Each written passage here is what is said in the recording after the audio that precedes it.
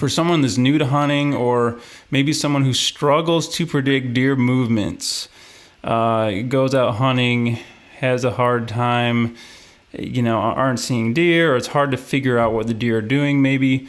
Why is it important to understand the needs and motivations of deer, and can you talk about those and maybe with some of your experiences with deer hunting? Yeah, so I think, anytime you go out hunting, really the first question you ask yourself is where you're going to go sit. And so when you start breaking down why you sit in a certain spot, you really start to ask yourself these types of questions. So I'm trying to, especially as a bow hunter, I'm trying to go out in the woods. I pick a certain tree, and I'm looking for a deer to walk between 20 and 30 yards of that tree.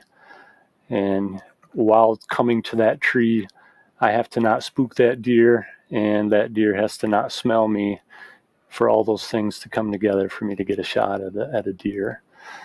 And so when you start thinking about, where I'm going to sit, you have to really start getting into, where is a deer going to be walking? Why is he going to be walking through here? Where is he coming from? Where is he going?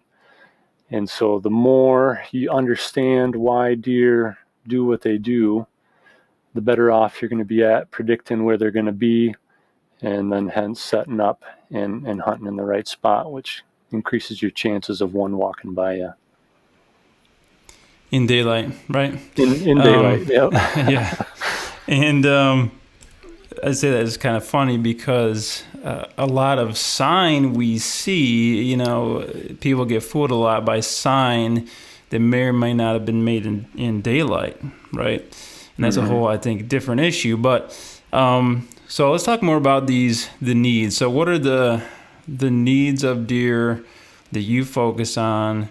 Is there a hierarchy as far as importance that you've found or not? If you're teaching a kid or reminding somebody like, hey, this is why we're doing this. And I think why is a huge question. We'll get into that more in a second. But what are these needs and motivations that you think hunters should key in on?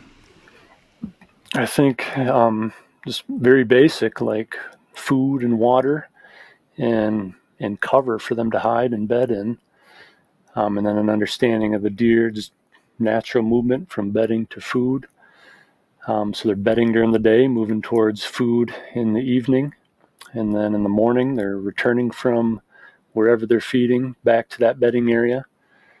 And so as you start to look at a piece of property you might be hunting, that's kind of the first things I'll look at is where do I think they're feeding and where do I think they're bedding.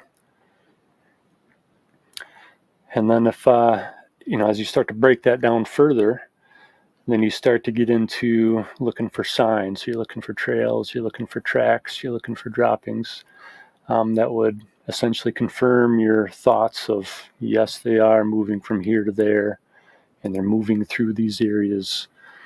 And then you can break that down further and you start looking at terrain features and ridges and pinch points and funnels that will narrow down the deer movement.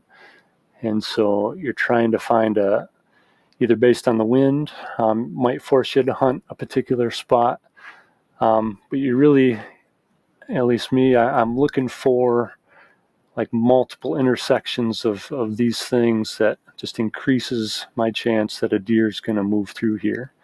So anything that's going to funnel the deer down, force them into a narrower spot is going to be a spot that I would target.